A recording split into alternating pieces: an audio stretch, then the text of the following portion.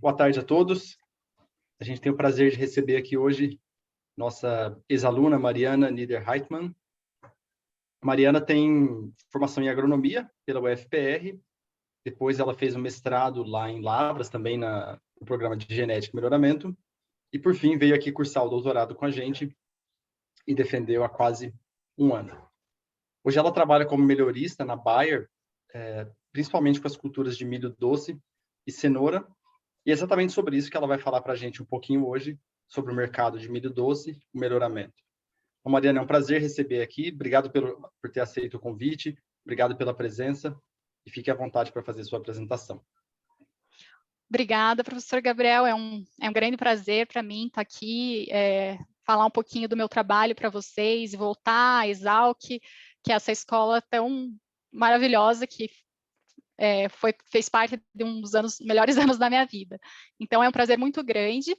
Então, como o professor Gabriel já introduziu, né? Eu sou a Mariana, eu vou falar um pouquinho sobre o mercado, a cultura e o melhoramento do milho doce, que é uma cultura que a gente trabalha aqui na Bayer.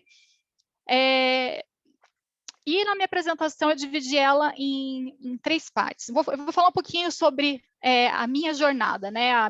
O meu background até chegar aqui, a minha carreira até chegar aqui. Vou falar um pouquinho sobre o Vegetables by Bayer, que é a divisão onde eu trabalho, e então entrar na parte mais técnica, né, da cultura, do mercado e melhoramento do milho doce. Falar um pouquinho, um contexto bem geral da cultura. Bom, falando um pouquinho sobre a minha carreira, eu comecei agronomia em 2007, em Curitiba, Universidade Federal do Paraná, e desde o começo eu já me interessei por melhoramento, fiz vários estágios em várias áreas, e entre os estágios de melhoramento, eu destaco o que foi na Embrapa Soja, com melhoramento de trigo, em 2009. Depois eu tive uma oportunidade de fazer um estágio com melhoramento na França, no Instituto de Pesquisa Agronômica da França, que é o INRA, com pré-melhoramento da canola, e esse estágio ele fez parte de um ano que eu passei lá estudando disciplinas da área agronômica, disciplinas de mestrado da área agronômica na instituição Agrocampus Oeste, por meio de uma bolsa da CAPES. Depois eu tive a oportunidade de passar um ano nos Estados Unidos, onde eu fiz um estágio na Sakata Seeds America, em Fort Myers, na Flórida. Esse estágio ele fez parte do The Ohio Program, que é um programa que muitos de vocês já devem ter ouvido falar. Vários estudantes do mundo inteiro vão para os Estados Unidos e fazem um estágio na área agronômica. Ainda sob esse mesmo programa, passei durante 2 meses na The Ohio State University como visiting scholar, tendo aulas em 2 campos, em Columbus e em Worcester. Foi uma experiência muito boa também. E voltando para o Brasil, eu tive a oportunidade de fazer 1 mês de estágio na Sakata Seeds Sudamérica, com pesquisa em tomate, em Bragança Paulista.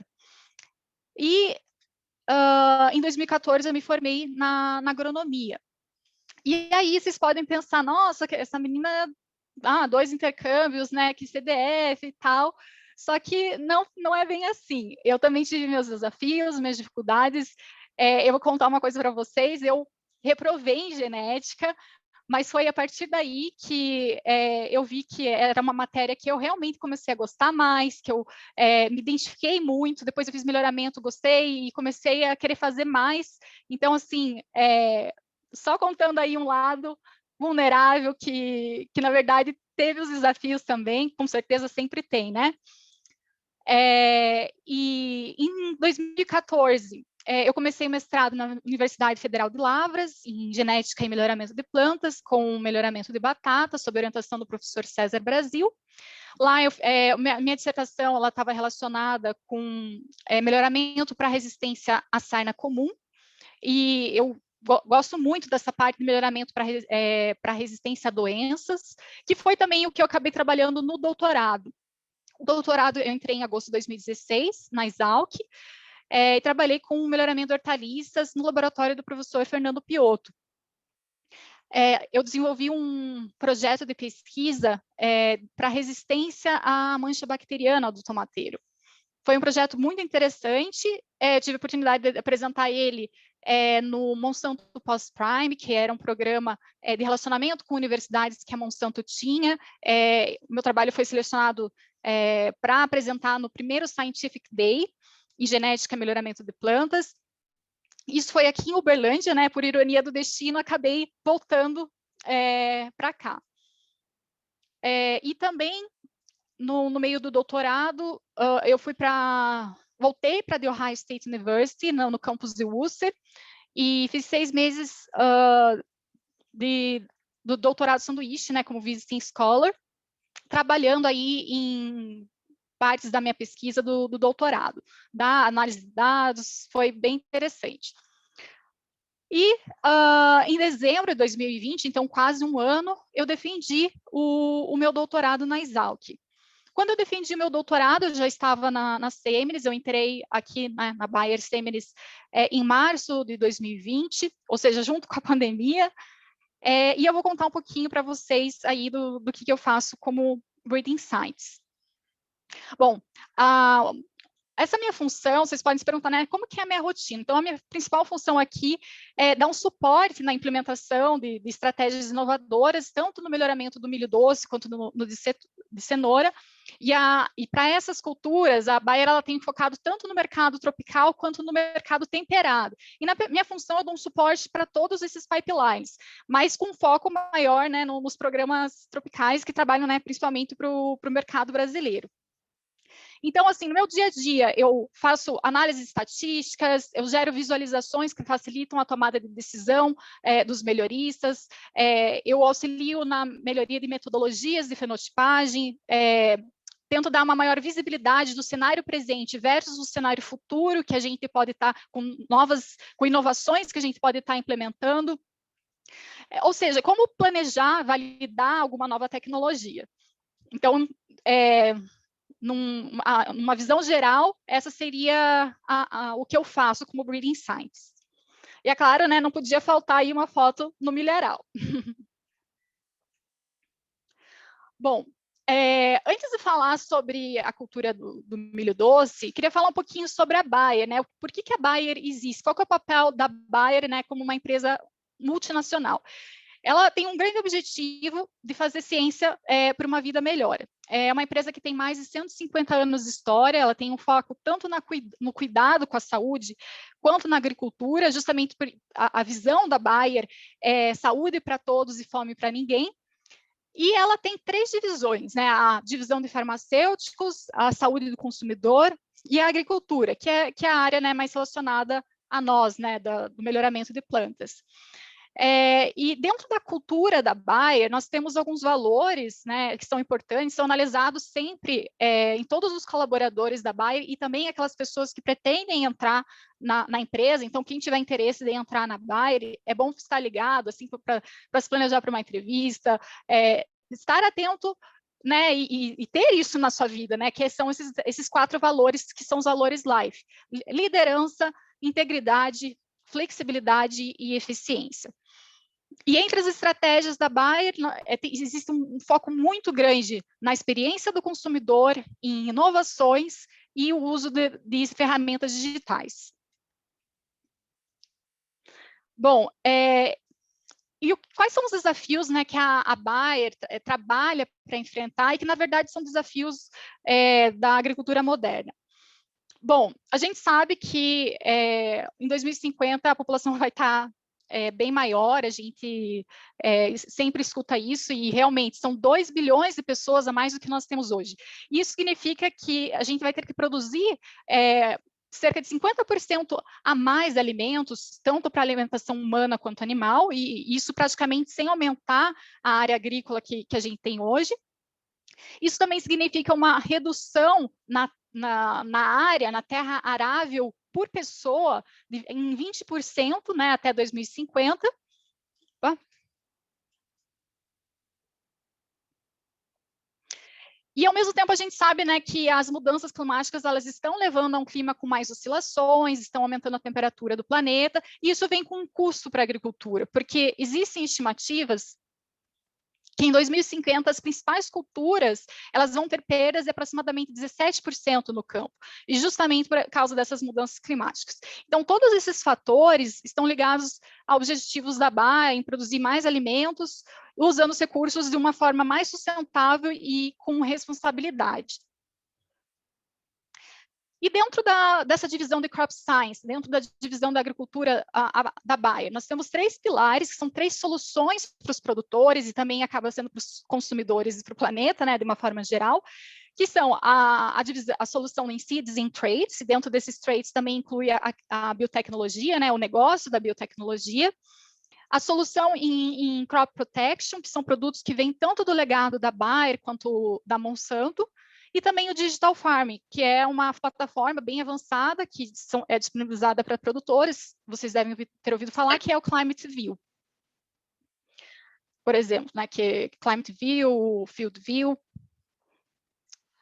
E um pouquinho da Semres, né? Qual que é a história da divisão de hortaliças da Bayer? Bom, em 2005, a Monsanto ela realiza a aquisição da Semines. Então, a Semines ela vem da fusão dessas outras empresas aqui em cima, não sei se vocês conseguem, essas empresas aqui, ela teve essa fusão antes mesmo de ser incorporada, de ser adquirida pela Monsanto. Em 2008, a Bayer adquire a De Ruyter, que é uma divisão dentro da área de vegetables da Bayer, que trabalha com cultivo protegido, produção de hortaliças, que envolve um pouco mais de tecnologia. No Brasil, todos os produtos eles são comercializados dentro da marca Semines, já que a grande parte da produção de hortaliças é em campo aberto. Mas a De Ruyter é uma marca muito forte na Europa, já que lá a produção de hortaliças ela é muito forte dentro de estufas. A De Ruyter foi formada por essas empresas aqui. Em 2009, as marcas Semines e De Ruyter elas são agregadas à divisão de hortaliças da Monsanto, que é a Monsanto Vegetable Seeds. Em 2018, a Bayer adquire todas as divisões da Monsanto. E mais recentemente, esse ano, a Bayer lançou a plataforma chamada Vegetables by Bayer, que inclui, né, as duas marcas, Semines e De Ruyter, ou seja, todos os produtos de vegetables vêm de alguma dessas marcas. E com essa incorporação, isso torna a gente, essas duas marcas, mais próximas à Bayer como um todo. Então, a Semines e a De Ruyter, elas estão presentes no mundo inteiro, né, com vendas em mais de 160 países, com 22 culturas de hortaliças, portfólio de mais de 2.000 variedades, 30% dos colaboradores em pesquisa e desenvolvimento, investimento de mais de 15% em pesquisa e desenvolvimento, 55 estações de pesquisa pelo mundo e mais de 2.600 colaboradores no mundo. Aqui no Brasil, nós temos 2 estações de pesquisa e desenvolvimento. Uma que fica aqui em Uberlândia, que trabalha com bastante foco em milho doce, e em Carandaí, que tem o programa de melhoramento de cenoura, e também tem ensaios de várias outras hortaliças. E para vocês conhecerem um pouquinho também mais da Semines, eu vou passar agora um vídeo falando um pouquinho da Semines. Deixa eu...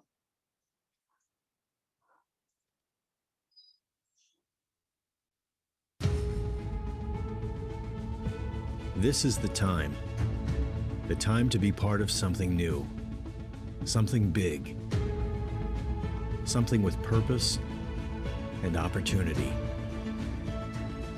Together, we can make a greater impact by providing delicious and nutritious vegetables people want and need.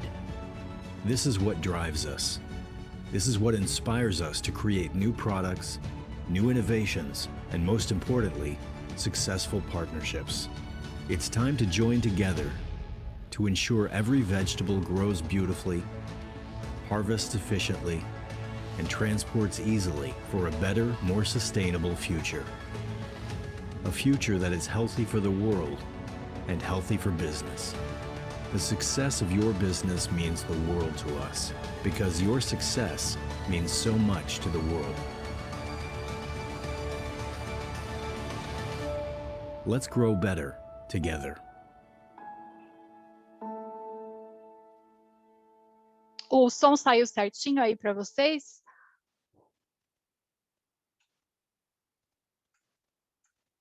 Saiu sim, Mari. Beleza. Bom, então, falei agora um pouquinho, né, da instituição, né, que é interessante vocês conhecerem, né, como que a Bayer trabalha, falei um pouco da minha carreira, e agora eu vou falar sobre o mercado, a cultura e o melhoramento do milho doce. E vou falar mais em termos técnicos, não necessariamente ligados ao que a Bayer faz exatamente. Bom, primeiro eu queria falar um pouquinho dessa diferença entre milho comum e milho doce, porque ainda existe muita confusão entre os dois. E entre as grandes diferenças estão o manejo da colheita e os atributos de qualidade que fazem esses dois tipos de milho tão diferentes. Bom, os dois são da família Poaceae, da espécie Zea mais, e enquanto que o milho comum é da variedade Indurata ou Indentata, o milho doce ele é da variedade Saccharata. E o que mais diferencia entre eles é enquanto o milho comum ele tem uma grande quantidade de amido nos grãos, o milho doce ele tem uma grande quantidade de açúcar. E isso ocorreu na história evolutiva do milho devido a mutações, existem cerca de 8 genes, eu vou falar mais para frente para vocês, mutações na rota metabólica de produção de amido no grão. Então, foi produzido aí foi gerado alelos defeituosos para produção de amido, e isso fez com que o grão tivesse mais conteúdo de açúcar. Além disso, na colheita, enquanto que o milho comum, se o produto final é o milho verde, ele é colhido cerca de 90 dias após o plantio, e se ele for para grão, entre 120 e 140 dias. Agora, se for para milho doce, a colheita é feita de 90 a 100 dias depois do plantio. Então, o milho doce ele tem um ciclo um pouco mais curto. E o que caracteriza o milho doce, né, além disso? Ele é 100% destinado ao consumo humano. Ele também é colhido quando ele é fresco e tem um grande apelo pela alta qualidade. E também tem um grande valor agregado, principalmente, né, quando é destinado ao processamento, também para o mercado fresco, ele tem um bom valor de mercado, e essas características fazem com que o milho doce ele seja caracterizado como uma hortaliça, isso em termos de mercado e consumo. Com relação ao manejo da cultura, ele é muito parecido com o do milho comum, com exceção da colheita, né, que como vocês podem ver aqui, a colheita do milho doce, ela é colhida a espiga inteira, diferente do milho comum, em que você pode colher tanto no estágio de milho verde, milho grão ou silagem. Existem alguns países que ainda colhem milho doce manualmente, né, isso em países asiáticos é muito comum, e assim eles são levados, né, para a indústria ou para o mercado local do consumo fresco. Bom, um pouquinho dos mercados do milho doce. Então, ele pode ser consumido na forma processada e também existe o mercado para consumo fresco. No Brasil, o mercado de processamento ele é quase 100%, enquanto que nos Estados Unidos o contexto é um pouco diferente. Lá eles têm muito o consumo do mercado fresco. Então, o melhoramento para o milho doce ele acaba sendo um pouco diferente. E aqui tem alguns números do milho doce para consumo humano, né? No caso, para processamento, os Estados Unidos, também para mercado fresco, os Estados Unidos também é o primeiro lugar. Essa tabela aqui do consumo fresco, ele engloba as áreas tanto para milho doce quanto milho doce imaturo. Isso porque é muito difícil você encontrar informação da área colhida, área plantada, produção, somente para milho doce, porque é um nicho mais específico. Então, esses números eles podem não estar totalmente precisos, mas no Brasil a área de milho doce hoje está em torno de 33 mil hectares, e esse número ele tem oscilado nos últimos anos entre 30 mil e 40 mil hectares. E nos últimos anos, teve uma grande expansão na área de milho doce produzida no mundo, e isso aconteceu por alguns fatores. Isso principalmente pelos genes, a qualidade dos genes que fazem o grão ter um conteúdo maior de açúcar. O melhoramento favoreceu com que o uso correto desses genes, o melhoramento de uma forma geral, ele melhorou a qualidade e a pós-colheita do milho doce. Então, tudo isso fez com que aumentasse muito a produção, e antes era mais caracterizada, era mais popular nos Estados Unidos, e hoje já é uma cultura que é produzida em todos os continentes. E o que é, né, esse milho que a gente compra aí nas bandejinhas que tem muito aí no mercado? É o milho comum imaturo. Então, os brasileiros têm essa cultura, esse hábito de comer mais o milho comum imaturo, enquanto que outros países consomem o milho fresco doce. Bom, se o milho doce no Brasil ele é caracterizado como para processamento, como que são essas áreas de produção? Então, elas são bem centralizadas, as indústrias, elas estão nessa região central do Brasil, e é perto das indústrias que ocorrem as produções. Então, aí tem algumas indústrias no estado de Goiás, Minas e em São Paulo. Então, esse pontinho vermelho onde fica Uberlândia. Então, a gente está estrategicamente localizado para poder fazer os ensaios de milho doce nas regiões mais estratégicas,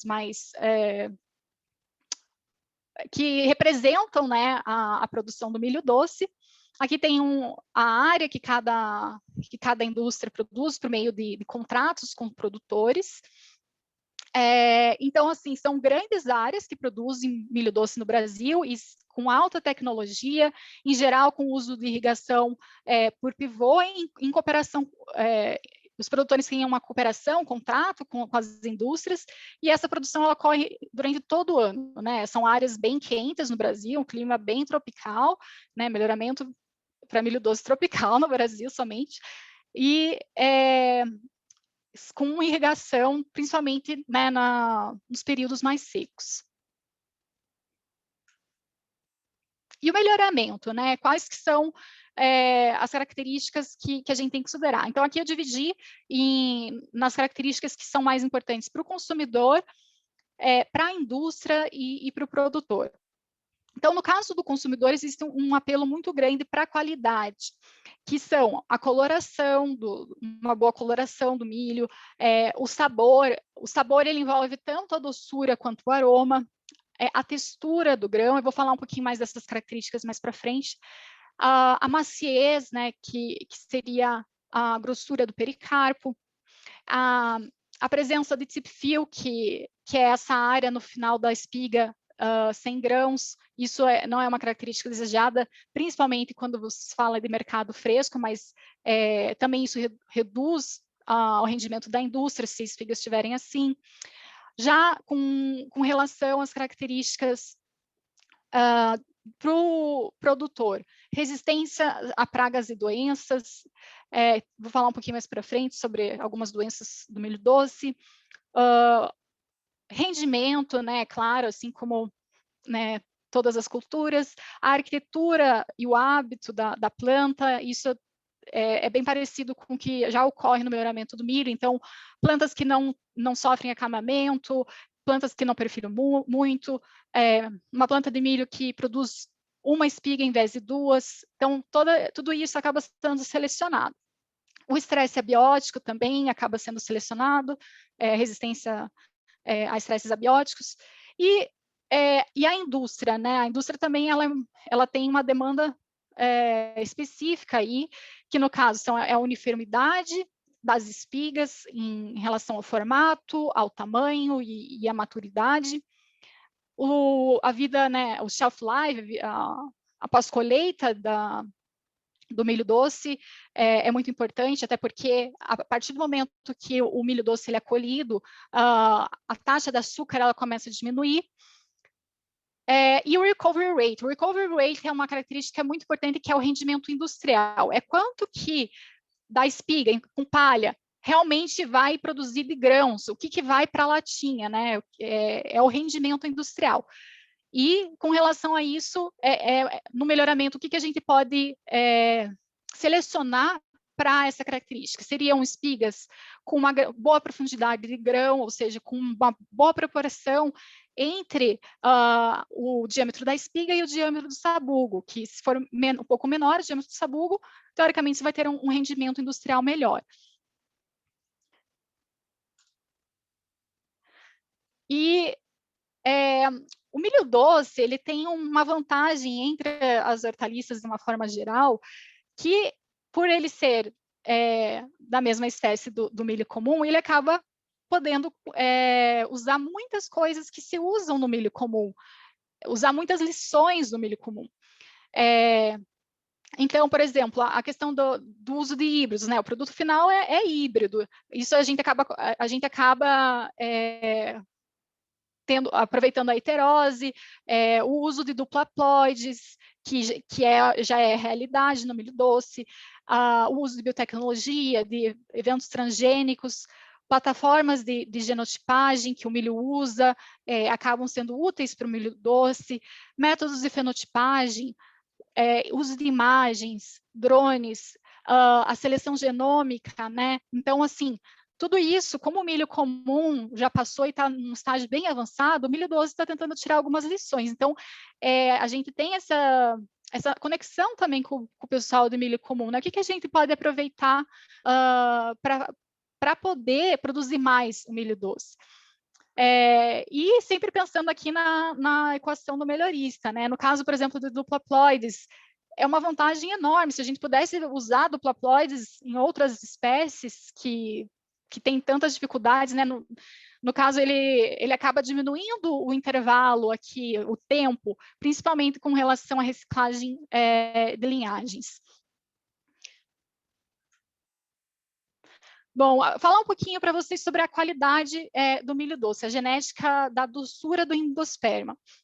Então, como eu comentei, o milho doce ele tem mais açúcar, e isso se deve à presença de um ou mais alelos recessivos que acabam comprometendo a síntese de amido no endosperma. E até os anos 1980, era usado muito esse gene sugary aqui, que ele está representado nessa espiga aqui. Aqui seria um milho comum, e esse é uma espiga de milho doce com o gene sugary.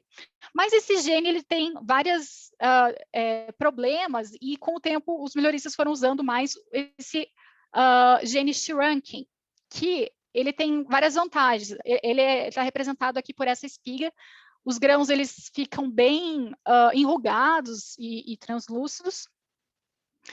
E esse gene shrunk, ele tem algumas vantagens em relação a outros genes de doçura, fazem o milho é chamado de super doce, né? Ele tem um maior conteúdo de açúcar, um conteúdo de umidade maior, uma vida pós-colheita maior, só que ele tem a desvantagem de ter uma qualidade de germinação baixa. Então, aqui vocês podem ver um exemplo do milho comum quando cruzado com o milho doce, nesse caso com o gene sugary, e aqui tem uma espiga segregando. Essa espiga vocês já devem ter visto nas aulas de genética, né? Ela é bem didática.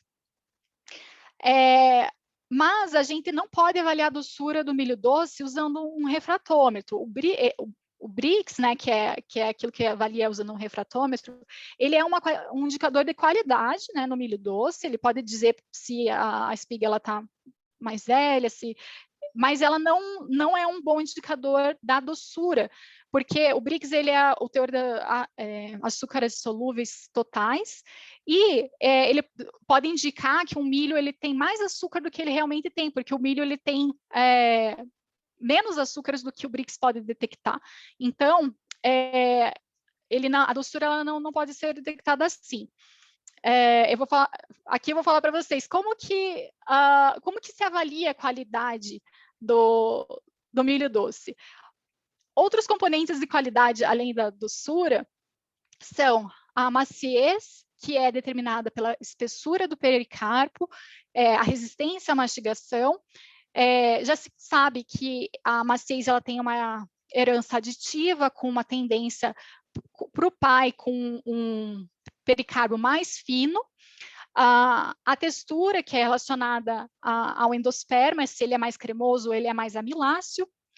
Isso também está relacionado ao conteúdo de polissacarídeos, amido, solúveis em água ou insolúveis, essa proporção. O sabor, que tem muita relação com aromas, e os aromas eles são determinados por alguns compostos sulfurosos. E como que é feita, né, essa avaliação se a qualidade é o atributo mais importante do milho doce, como que é feita essa avaliação? Existem várias formas de serem feitas. As indústrias de milho doce têm rotineiramente painéis sensoriais em que as pessoas dão notas para esses atributos, doçura, maciez, textura, sabor. Existem laboratórios que também fazem testes sensoriais muito mais detalhados, mas o melhoramento, isso aí no laboratório, na indústria, seria mais quando você tem poucos materiais. Agora, no melhoramento, que a gente tem muitos materiais para serem testados, é na base do mordidômetro, né? Morder as espigas, então, nos dias da avaliação, tem que testar várias espigas e dar uma nota para a qualidade. Então, o melhorista, aqui vocês veem uma foto do Rudimar Conte, ele é melhorista de milho doce aqui em Uberlândia. O melhorista ele precisa ter aí um paladar bem calibrado para poder diferenciar um genótipo do outro, e assim dar as notas, né, para essa característica. Com relação à coloração, né, a genética da cor do endosperma. No mundo, são comercializados principalmente 3 cores de milho doce. O amarelo, que é o que a gente comercializa no Brasil. Aqui no Brasil pode encontrar alguns milhos com diferentes tonalidades de amarelo, mas nos Estados Unidos é muito comum vocês verem no mercado fresco o milho branco ou o milho bicolor.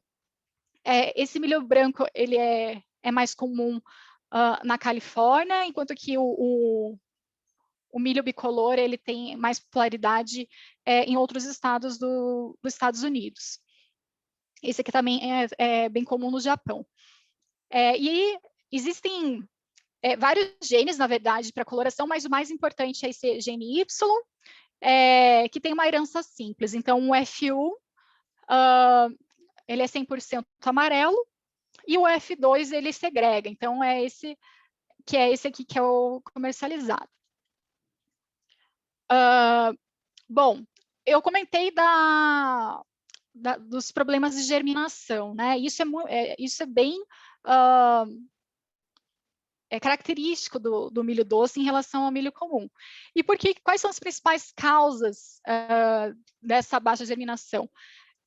Uma das principais é justamente por ter menor concentração de amido. Então, a planta ela vai ter mais dificuldade para usar as reservas da semente e então ela tem menos vigor para a emergência. Por ela ser mais enrugada, a planta ela tem a semente ela tem mais vulnerabilidade ao dano mecânico, forma bolsas de ar entre o endosperma e o pericarpo, e isso favorece a entrada de patógenos, de fungos, bactérias. Isso é um fator também muito relacionado ao genótipo. Então, acaba sendo selecionado aqueles genótipos, né? Indiretamente, você acaba selecionando por genótipos que têm uma melhor germinação. Também está relacionado à saúde da planta-mãe ou à maturação da semente durante a colheita.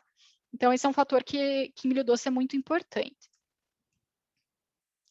Bom, aqui é uma espiga que acabou tendo algumas sementes de milho comum, e é para mostrar só a importância de quando se faz produção de sementes de milho doce, ter um isolamento espacial ou temporal, né, no caso, 30 dias entre o plantio de um genótipo e outro, o isolamento espacial são 400 metros, e também é muito importante fazer hogging no campo, é ir no campo e tirar aquelas plantas diferentes que são de milho comum.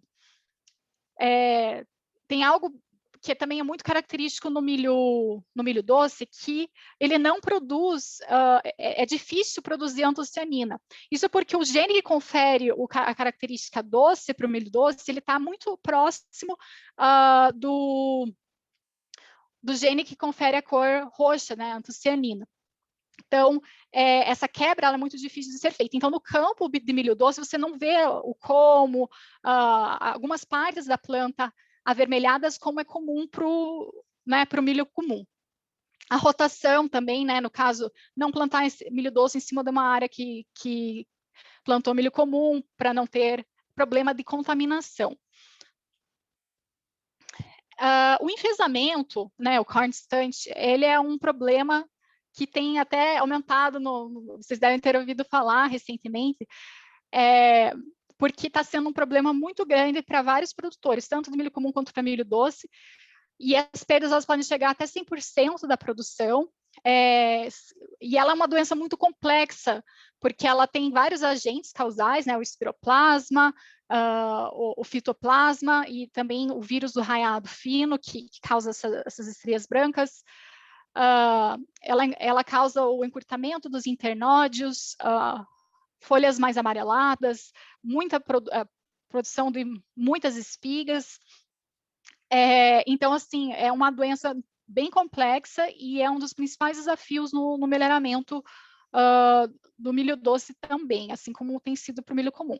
E o controle, ele é feito geralmente com o uso de híbridos tolerantes, né, melhorados, e o manejo da cigarrinha, porque esses agentes causais que eu comentei, eles são transmitidos pela cigarrinha Dalbolus maides. Aqui é só mostrar algumas outras doenças importantes no milho doce. Elas também têm a sua importância, assim como o enfesamentos. No caso, a diploide, que se passar para a espiga, ela é um grande problema, né? Você não colhe uma espiga assim. Bipolares. Essa daqui é muito importante, que é a HT mancha eumintosporiose, que faz essas manchas grandes na planta. E com relação a características transgênicas, né, a integração de traits, existem cultivares de milho doce transgênicas, tem a resistência a insetos, né, para insetos lepidópteros. Então, existem cultivares transgênicas que dão essa resistência à lagarta do cartucho, à lagarta da espiga, à broca da cana e à lagarta elasmo, né, são essas proteínas. Existe também o milho doce tolerante a herbicida, ao glifosato. Hoje só tem liberado para milho doce o milho transgênico com tolerância a herbicida. Existem já alguns testes para transgênico para outros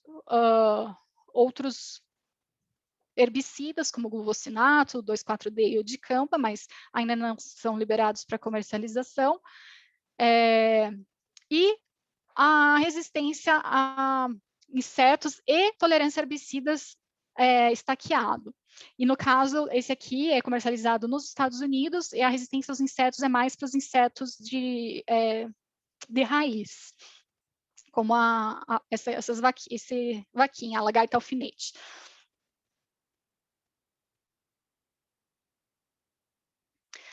Aqui um pouquinho sobre a colheita e o processamento. Então, as plantas, né, depois que elas são produzidas lá próximas da indústria, em geral, elas são colhidas nesse caminhão, né, nessa colheitadeira que é chamada de colheitadeira espigadeira. Elas são levadas à indústria, onde elas entram na linha de processamento. Espigas com muito dano, elas são retiradas da linha de processamento, aqui tem um exemplo, ficam só as espigas boas, e essas espigas são desgranadas e colocadas nas latinhas. A umidade ideal para processamento é entre 72% e 77%. Para o consumo fresco do milho doce é um pouquinho maior, 75% a 80%. E a colheita acontece também um pouquinho diferente. Se for para consumo fresco, entre 20 a 25 dias após a polinização, e se for para processamento, entre 25 e 30 dias após a polinização. Bom, esse funil ele é bem característico, né, e é uma realidade no melhoramento do milho doce também. Nós começamos com menos locais, muitos genótipos, sem repetições, e com o passar dos anos, com os testes, os híbridos, os ensaios eles têm mais repetições, mais locais, e você acaba, no final, com poucos genótipos, né, que são lançados a cada ano. Assim como ocorre também no melhoramento do milho comum, o milho doce ele tem essas seguintes fases. O primeiro, o melhoramento de linhagens parentais.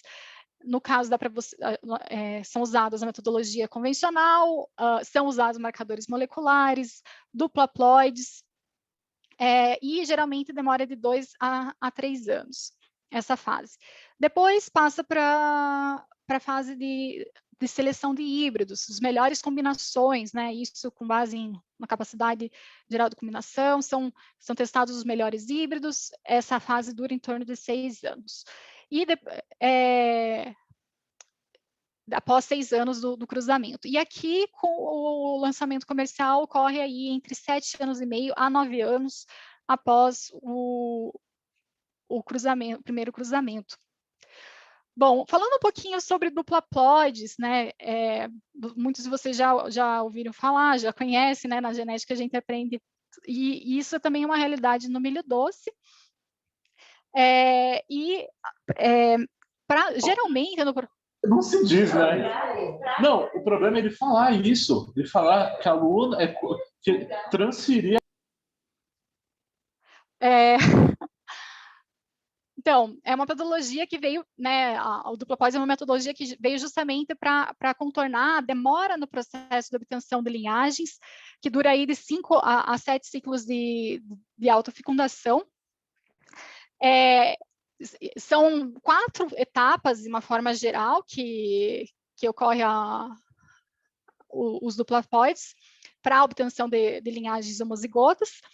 E a grande vantagem desse método é que ele permite que todos os locos eles fiquem homozigotos. E o conhecimento que a gente tem hoje sobre essa tecnologia, ela permite que isso seja utilizado, né, pelas empresas de sementes de uma maneira relativamente simples, e tem a vantagem que o milho ele não tem o problema de depressão endogâmica, como acontece com outras espécies alógamas. Mas é claro que, como qualquer tecnologia, ainda existem muitos entraves que precisam ser estudados, principalmente com relação a indutores, a eficiência na duplicação cromossômica, e tudo isso é, né, algo que vocês podem estar aí trabalhando na pesquisa nas universidades, que é uma coisa que com certeza as empresas vão levar aí para sempre, né?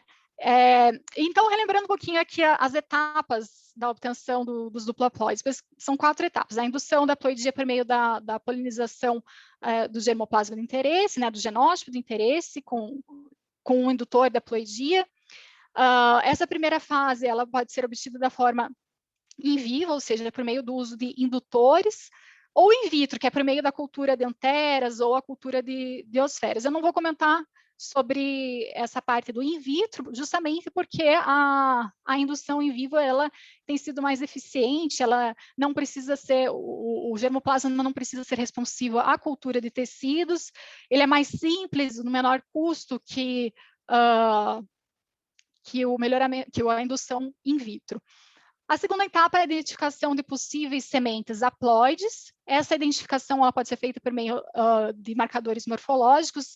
Quando a semente ela está ela tem a antocianina, né, esse espectro roxado, tanto no endosperma quanto no embrião, ela, na verdade, não ocorreu a indução. Ela não é haploide, é uma semente diploide. Agora, se ela tiver um endosperma branco, endosperma roxo e um embrião branco, ele é uma semente, provavelmente uma semente haploide. Depois ocorre a duplicação dos cromossomos, dos possíveis sementes haploides e a multiplicação das sementes. E esse processo ele acaba sendo muito mais rápido do que o processo convencional, que geralmente é usado. Bom, pessoal, essa foi uma rápida apresentação aí sobre um pouquinho do milho doce, um pouquinho sobre a Bayer. É um prazer muito grande falar aqui para vocês sobre um pouquinho do que a gente vem trabalhando. Voltar a falar aqui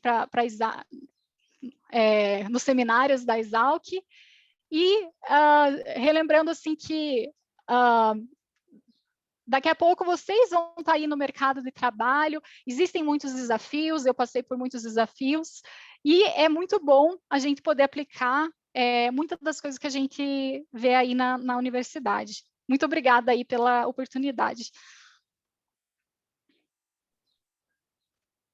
Bom, Mariana, a gente que agradece. Então, é muito empolgante para a gente, né? Acho que eu falo pelos meus colegas, quando a gente vê alguém que era aqui do programa bem encaminhado, né, trabalhando em alguma coisa tão interessante assim, até dá um resquício aí de esperança. Então, agora a gente abre as perguntas para Mariana. Vocês podem abrir o microfone ou digitar no chat.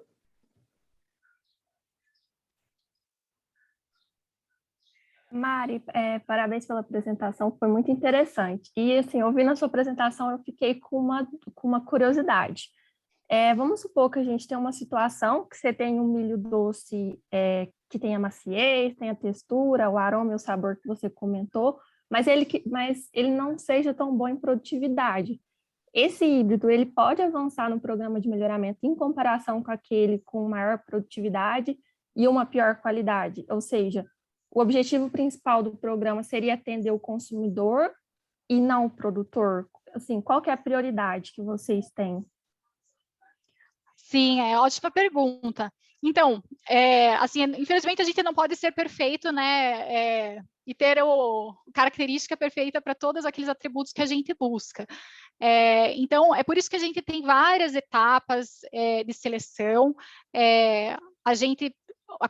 Tanto a qualidade quanto o rendimento são extremamente importantes. Se fosse para dizer assim,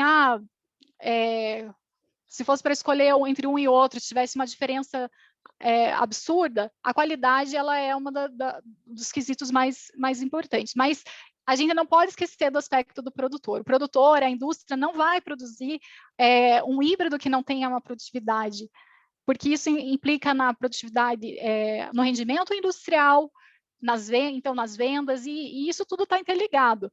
A gente, se ele não é bom, se ele é muito bom em qualidade, mas em produtividade ele é muito ruim ou ruim, ele vai acabar sendo descartado em alguma fase dos processos de seleção. Isso é natural. Mesmo que ele tenha a melhor qualidade do mundo, assim, porque o mercado, a gente tem que atender as características do mercado. Essas duas são uma das características mais importantes. Então, um balanço aí, um trade-off das duas é extremamente importante. Espero ter obrigada. Obrigada, Mari. Nada.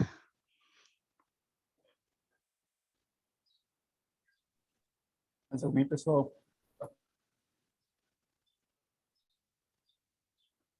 Fique à vontade aí, pessoal.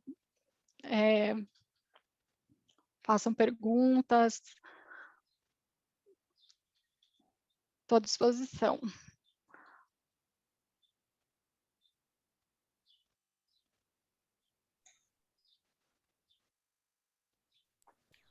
Eu tenho outra pergunta para a Mari. Sim, pô. Mari, nessa sua transição do mundo acadêmico para o corporativo, quais os principais desafios assim que você enfrentou? Sim, ótima pergunta. Bom, a vida na indústria, dentro de uma empresa, ela tem as diferenças e muitas coisas parecidas com a academia, porque muitas coisas do que a gente aprende aí na pós, a gente consegue, a gente aplica diretamente aqui na indústria. Isso é muito bom, porque você consegue ver as coisas acontecerem, né? Um grande desafio que eu diria, principalmente para quem trabalha com melhoramento de hortaliças, assim, a gente nem sempre poder usar essas tecnologias, essas inovações que existem para as grandes culturas, porque justamente por valor de mercado ou por outros motivos, elas não têm tanto estudo, tanto investimento, quanto milho, soja, algodão, por exemplo. Por exemplo, eu estou falando assim, cenoura, cebola, alface. É difícil, por exemplo, às vezes você vê um trabalho ou você dar um pontapé em seleção, usando seleção genômica, por exemplo, usar seleção genômica, usar de UAS, porque justamente não tem algumas não têm um genoma de referência, outras não têm os genes, não tem a genotipagem, ela não é adequada por algum motivo, ou então o uso de duplopodes. Isso é uma coisa fantástica que aconteceu para o milho. E, infelizmente, muitas culturas elas têm barreiras que impedem o uso de duplopodes. Por exemplo, cenoura, cebola são culturas que demoram muito para fazer o melhoramento. Você tem que converter as linhagens para linhagem fêmea, você precisa fazer retrocruzamentos, e ainda a cultura já é demorada, porque você ir da semente até o florescimento na cenoura já é demorado. Agora, você aplicar duplaploides, então, assim, isso é um ponto que eu acho que assim, é um grande desafio para quem trabalha com melhoramento de hortaliças. Assim, você comentou, né, da questão de passar da academia para a indústria. Existem vários desafios quando a gente está dentro de uma empresa, assim, que a gente não é aquela coisa dentro da universidade que a gente às vezes tem mais flexibilidade para algumas coisas. Bom, a rotina, ela é no mínimo 8 horas por dia, né? Às vezes, durante a pós-graduação, a gente não leva essa rotina a ferro e fogo. É claro, né, sem dizer que na pós-graduação a gente não sofre, né? Porque a gente sofre muito. Mas, falando um pouquinho aí dos desafios da indústria, acho que seria isso, né? Não sei se eu respondi a sua pergunta. Talvez tenha mais coisas assim que eu teria que dar uma parada para pensar. A gente pode conversar mais sobre isso. Mas é muito bom trabalhar dentro da Bayer. Eu estou realmente satisfeita, assim, e vale muito a pena. Para quem tem dúvida se vai para a vida acadêmica, se vai para a indústria, acho que assim, eu não me arrependo, é muito bom. Muito, muito aprendizado todos os dias, todos os dias. Mari, eu gostaria de fazer uma pergunta também. Primeiro, parabéns pela tua apresentação. Eu fiquei curiosa, na verdade, você comentou que o milho doce, ele tem o seu potencial fisiológico das sementes um pouco reduzidas, então o vigor na hora de você estabelecer um novo campo é reduzido, em comparação ao milho convencional. Você poderia comentar um pouquinho a respeito, assim, de quais os cuidados que vocês têm com essa parte de produção de sementes? Claro, além daquelas que você comentou a respeito da pureza genética, mas pensando mais na qualidade fisiológica e como que isso vai chegar para o produtor, quais os desafios que vocês têm nesse sentido?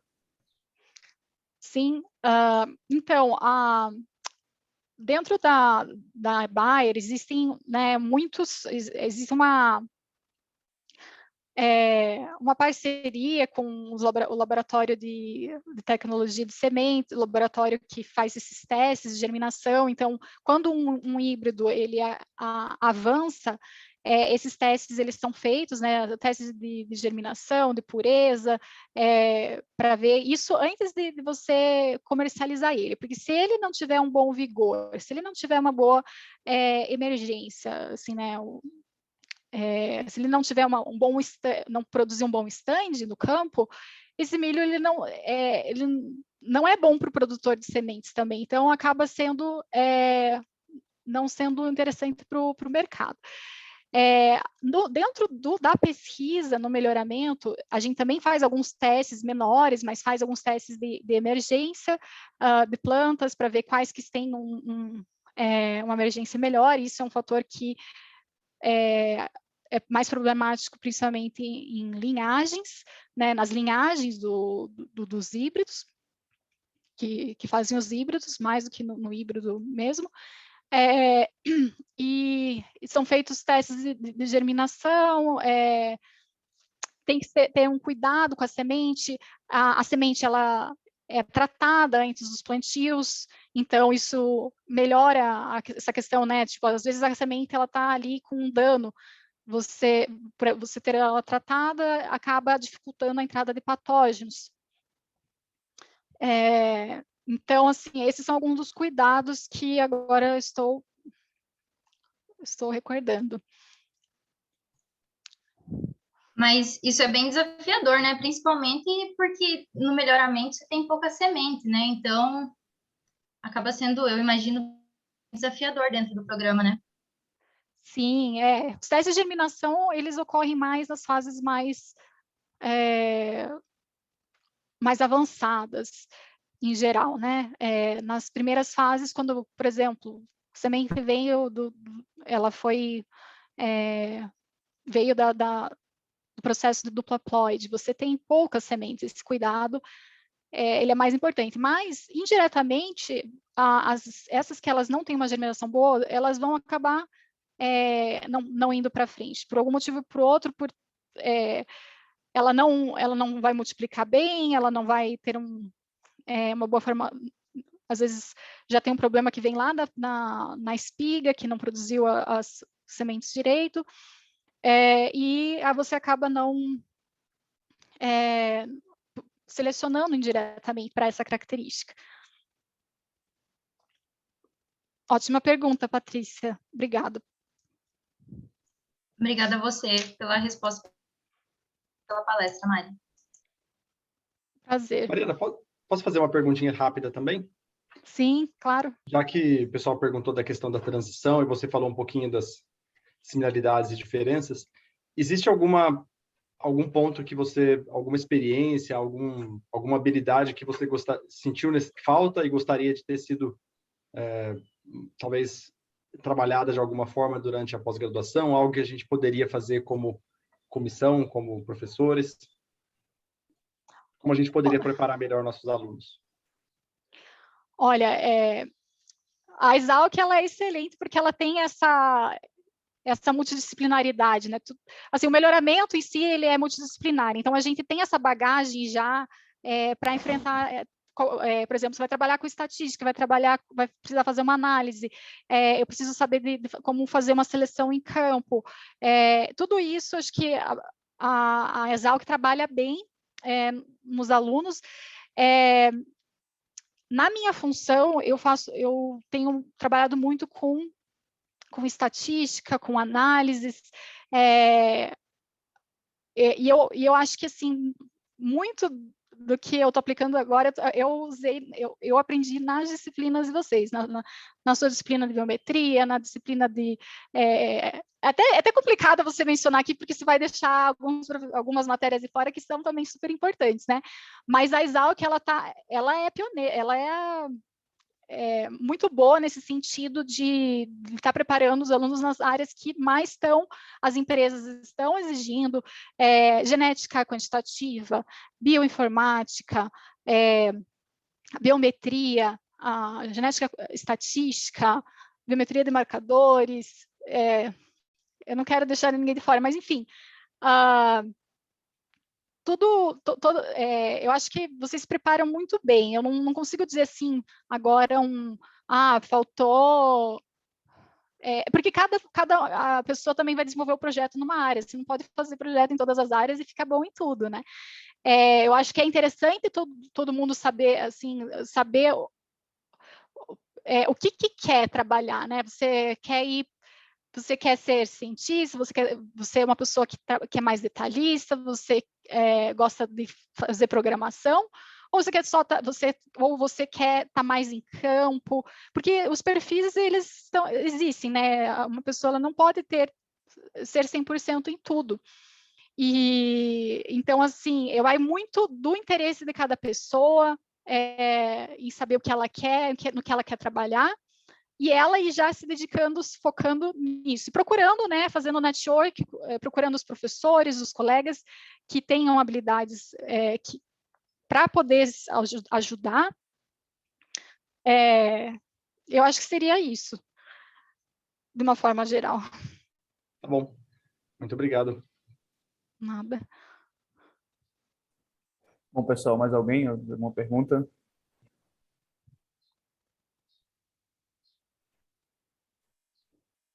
A gente não tem nenhuma pergunta no chat, Mariana, só o pessoal parabenizando pela apresentação, pela carreira. E se não tiver mais nenhuma pergunta, eu vou encerrar aqui. Então, agradecer mais uma vez a Mariana por conseguir arrumar um pouco do tempo tão corrido aí para compartilhar a experiência aqui com a gente, construir conhecimento. Agradeço o meu nome e em nome de todos os colegas. Obrigado. Eu que agradeço, é um prazer, não é uma perda de tempo. Até eu mesmo fazendo essa apresentação aprendi muita coisa.